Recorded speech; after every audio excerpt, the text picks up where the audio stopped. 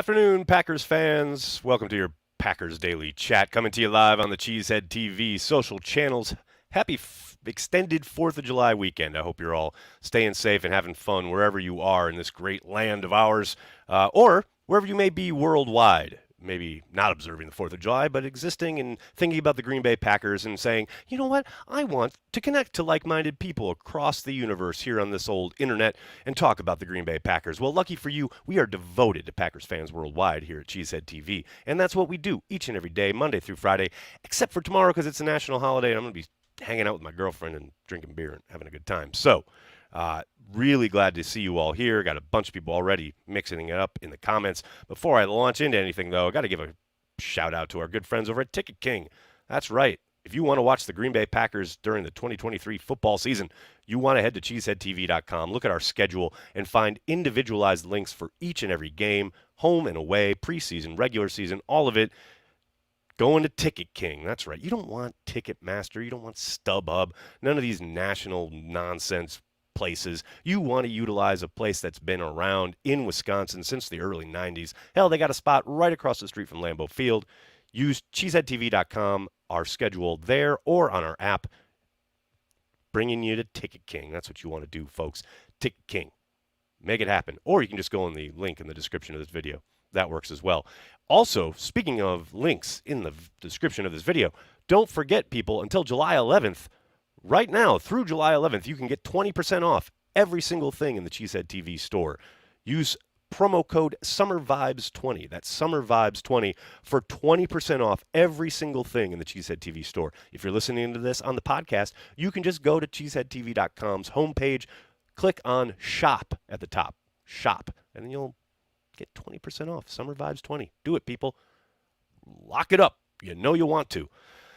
Man, here's the thing about the offseason. It goes on forever, right? And most years in the last decade or so, you knew what the Packers were going to be all about, especially on offense, how their approach was kind of going to line up. And you knew Aaron Rodgers was going to want to spread it around. He was going to want to throw the football. And you knew that give or take a year or two here or there, what have you, you knew what to expect on offense. You knew what type of offense they would run. Whether it was McCarthy, whether it was, those bringing in LaFleur, what have you. You've had a pretty good idea of how things were going to operate and what they were going to look like. That's a little different this year. And I'm not saying that there's going to be some drastic schematic change, but I do feel like we don't really have a clue what they're cobbling together over there at 1265 Lombardi. And I'm excited to start getting peeks of it, peeks at it during training camp. But, man, the idea that this could be a very different looking offense with different emphasis, and who knows how they approach game planning week to week and what their overall kind of identity is going to be, makes this offseason last way longer than it already does. Just the excitement, but the frustration of I want to open my presents. And I'm sure a lot of you guys are sitting in the same boat, so to speak. So I'm just excited. I go back and I've been reading Bobby Peters' book, The 2020 Green Bay Packers Offensive Manual. I highly recommend picking it up. I do think, and I think I've said this before, I do expect this year's offense to bear much more resemblance to that style. A lot of motion, a lot of condensed formations, hopefully a little bit more commitment to running the football. But the fact that we don't know, and we get to start finding out in a couple, I guess, a little under a month now. Exciting, but man, that is a long way to wait. It is a long wait. Good to see everybody in the comments section. Hope you're all doing well. I'm going to start with Michael, starting us off with a super chat. Even if you bet on your team to win, I still think it influences how you play the game. Maybe you take more chances rather than play within the system, which causes mistakes that hurt your team. I guess that's a possibility, sure. I just think, man, it's an intelligence test. You've never been able to bet on NFL games as an NFL player, ever. And now I understand they have gambling partnerships now and sponsorships and what have you, but it doesn't change the fact you can't bet on games. Serious intelligence test. And I understand there are one or two of these gentlemen who have been suspended around the league because they made bets on other sports but in the team facility. And I do think that's a bit of an overreach, but it's the rule. It's not difficult to not do it. Again, it's a bit of an intelligence test, And I get some of these guys have said, like, we didn't know. Well, then that's on the teams, really, not letting those guys, making sure those guys are aware of each and every nook and cranny of the rule, because God knows you don't want to be losing players for such a stupid reason. If you're a GM or a coach. So, I mean, Michael, I hear what you're saying, but I don't really give it much thought because you've never been able to. You still can't. It's absurd to me that all of a sudden there's this kind of, I guess, mindset. Maybe it's the younger players. I don't know. But just, man, just don't do it, especially around the team. It just doesn't seem that difficult to me. Dennis, thanks for the super chat, man. Aaron, have any players ever told you how many hours a day they work out leading up to camp? No, not really. I've never really asked. I do love it when guys post workout videos, right? That's a very new phenomenon in the course of the nearly 50 years I've been on this planet. The new thing now, or new-ish thing, is guys posting workout videos and fans, not just Packers fans, any fans, just eating it up, right? And we love it. We love to watch the guys working out. It's great that they're working, but man, that doesn't mean anything. You could do that in like 30 minutes, 20 minutes, 15 minutes, and then call it a day. Post on your social media, and then you're on your way to the club or whatever. So I haven't ever talked to anybody about the actual time, the number of hours. I know it's extensive for a lot of the guys, and a lot of the guys work out together now. A lot of these places get pre-camp, much like, with pre-combine stuff that has sprouted up. I know the Athletes First guys all work out together. There was a group of defensive linemen. The Packers defensive linemen were all working out together out in California. So I think that helps, right? And it helps that there's a group and there's a community and you're pushing each other. Love to see it. But as far as the number of hours, I don't think I've ever asked anybody that. But I will ask. When I get to camp, I'll make sure of it. It's a good question. But yeah, number of hours, I'm not sure. David, I've highlighted this. You didn't give a super chat, but I did want to answer it. Can you clarify by what you mean about dictating on defense? Defense is inherently reactionary, though you can tell when a D is generally holding the reins. Yes, you can. It's a good question. I like it. What I mean is trying to force the offense's hand a bit more. And it's not, you got to blitz more, right? God knows we don't need more Bob Slowick in the world. But you can tell when a team is much more, as you're pointing out, reactionary, right? And yes, inherently in the game of football, defense, you don't know where the ball is going pre-snap. You have to react, right? That is a component of it. But you can force the offense's hand a bit more than Joe Barry and company seem comfortable with. And I know a lot of people will talk about, and I have talked about, God knows, ad nauseum, about the playing off the line of scrimmage, the secondary, like the corners. And I understand there are reasons for those calls and the technique and why that gets called in certain situations. But really on early downs, right? What do we hear week after week during the football season when teams talk about staying ahead of the sticks, being efficient on offense? Well, one really good way to gum that up is to get them behind the sticks by forcing their hand on first down. And that's, again, not just blitz more, but what are your rules when it comes to run defense, right? So often in this scheme, I see the middle linebackers, let's say, whether it's Devondre Campbell or Quay Walker or whoever, the snap of the football comes and they're reading the play. And I understand, of course, reading the play, I get it. But you don't have to do that every single time. In fact, I'd prefer it if there were a few more run blitzes called or have your guys attack the line of scrimmage. And yes, could it be a pass? Could it be play action? Could that gum up the works at times? Sure, absolutely. There's no doubt about it. But especially against teams that are running all over you, which if you're the Green Bay Packers over the course of the last decade, but specifically the last couple of years, yeah, a lot of times you're getting run over. Well, let's dictate to them a little bit more. And yeah, of course, outside as well. You've got these great physical corners that you, for whatever reason, refuse to allow to be physical. And again, I don't want to make it sound like you just got to blitz more, because I know it's not that simple. But trying to play off the opponent's tendencies a little bit more and maybe perhaps dictate a little bit on defense forcing their hand a little bit, maybe dropping an extra safety down, maybe bringing in an extra lineman. Who knows? But trying to force the offense's hand rather than constantly staying back and reading and reacting and then allowing the ball carrier to make it basically 5 yards down the field before somebody lays a hand on him. It's you know, it's hard to quantify, but I do think the Packers definitely have the personnel to do it. And I think another reason that it drives me insane is they don't have dominant players up front. Now Kenny Clark's really good, and they have some talent there, but they're not dominant the way you would see, like in San Francisco's front. Baltimore has some guys that are dominant, or they did last year. Guys who are dominant up front. You can't move them, right? And it's a major problem on offense. Packers don't have that. So help them out. Try to, utilize your linebackers, utilize your safeties, dictate a little bit more. That's all I mean. Now, I say all that, and they're going to come out and play like cover 4 all year long. It's going to drive me nuts. Mimsy, what's up? Thanks for the super chat.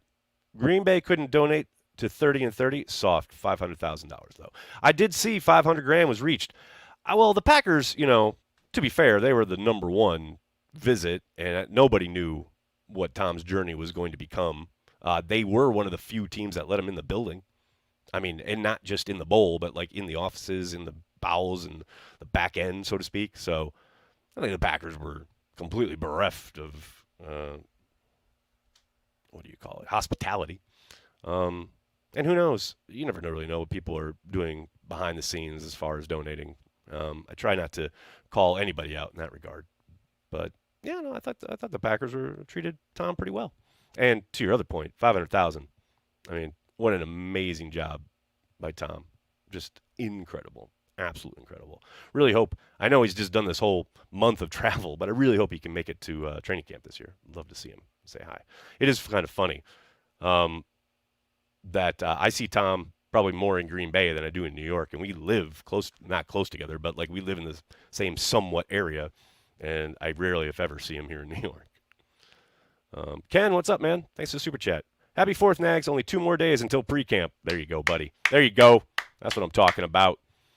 Ken, hopefully I'll see you on the happy hour. If you are a Carry the G Club member here on YouTube or a Cheesehead TV Patreon member, the information for this week's happy hour is up on your respective pages.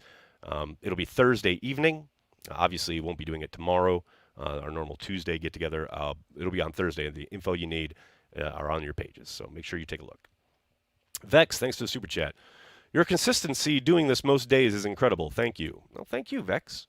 Really, really appreciate that. It's nice to have it noticed. But man, this is the driver, I think, a little bit for Cheesehead TV. As far as, look, there's not much going on. There's no news to drive conversation. But one of the pitches that I made when I got the job at covering the team, right, years and years ago for Gannett was, because at that time, there's, the daily chats weren't going on or whatever. And the thing I kind of noticed on Twitter a lot of the time is like it didn't matter when I hopped on or what I was doing or what time of day, week, month, anything. There's always someone up to talk some Packers in this world, right? Always. Like it always. So I just said, it makes sense. That's why I started doing the Facebook Lives, and it was great, and we had a lot of fun. And Corey and I talked about it, and that's when I made the jump back and just did Cheesehead TV full time because it's like I love the community that we have built, are building here at Cheesehead TV, and the fact that there's little doubt in my mind that and I know this because I've met so many people over the years, we're all very, very different away from the Packers, but the Packers can be this great bonding community like force, and I love that. I just love it. So it's not a long-winded way of saying, Vex, thank you, and it kind of keeps me sane. I mean, really, just being able to connect with you guys each and every day, most days. I really just appreciate that you guys show up. Andrew, what's up, man? Thanks for the super chat. Has Goot tied his fate to Love's success? Go, Pack, go. Somewhat, yeah.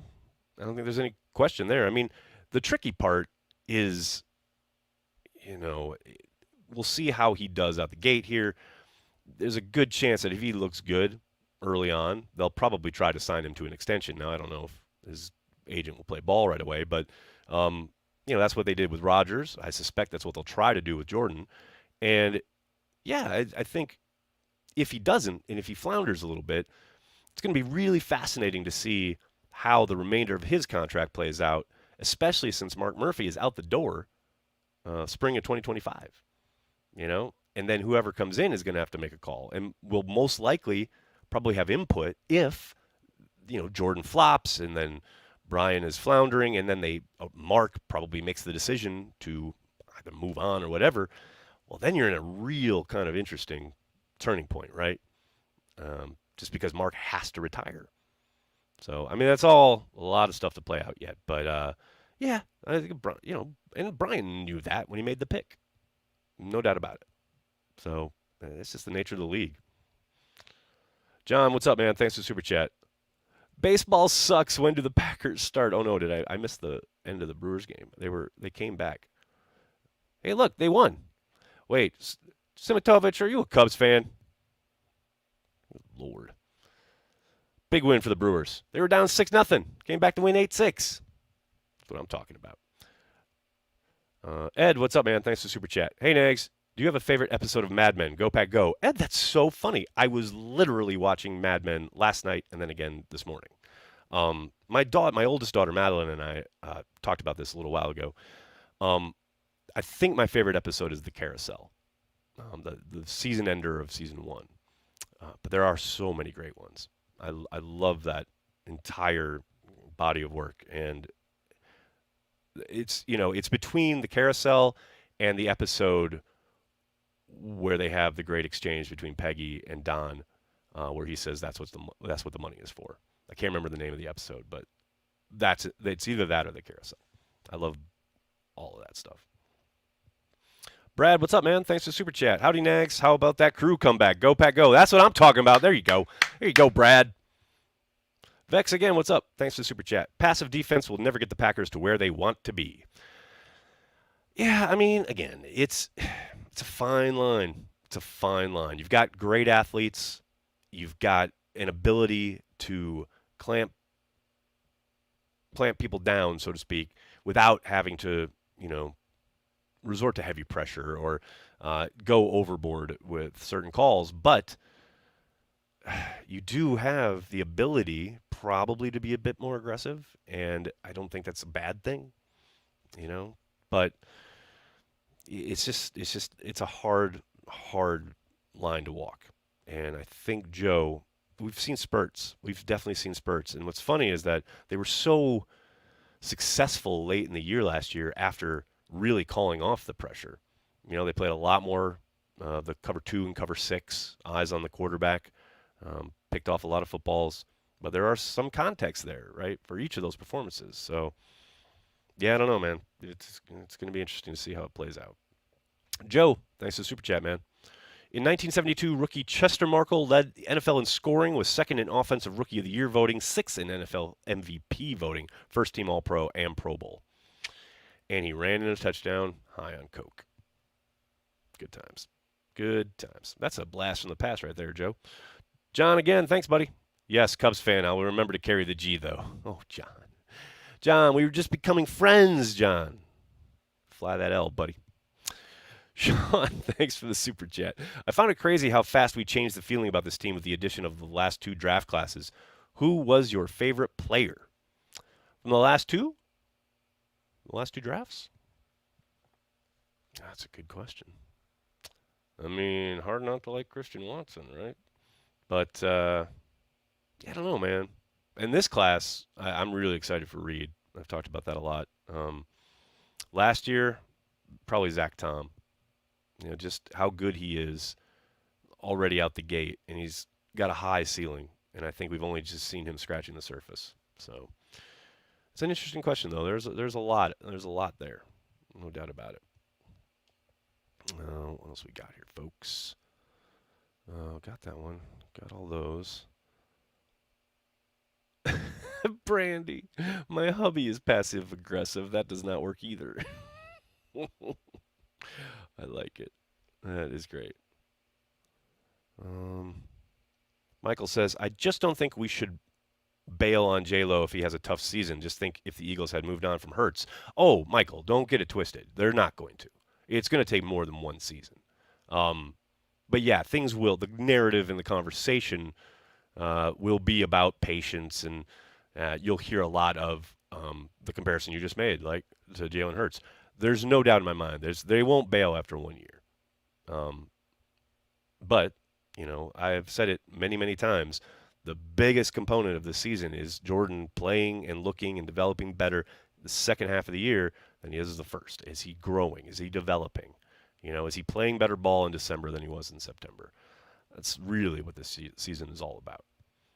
But I'm with you, man. I actually made that exact comparison to someone who used to play in the league, not for the Packers, a couple weeks ago. And I said that's pretty much what I expect him to look like this season. And that's what I talk when I'm talking about, tough stretches and things that maybe probably look a little overwhelming at times for the young man. And it's not a knock on Jordan. It's just life in the league, And Jalen was really thrown into the fire. And I think Jordan's obviously probably going to be much further along in his development, just having sat for 3 years and had that time. But, man, nothing prepares you. Nothing's the same as live reps. And he's had precious few so far.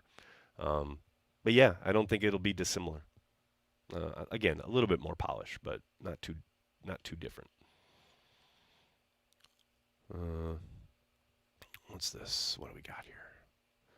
Clements will get the best out of Love. Rich Harris, I totally agree. I mean, what a coup for LaFleur to get Tom Clements to stick around.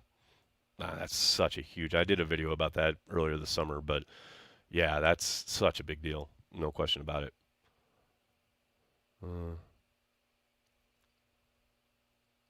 Best line from Mad Men, Mr. Campbell, who cares? That was one of the scenes I rewatched this morning. The Japanese have a saying. That's such a good show. Oh my God. Well, we got a first timer here. What's up?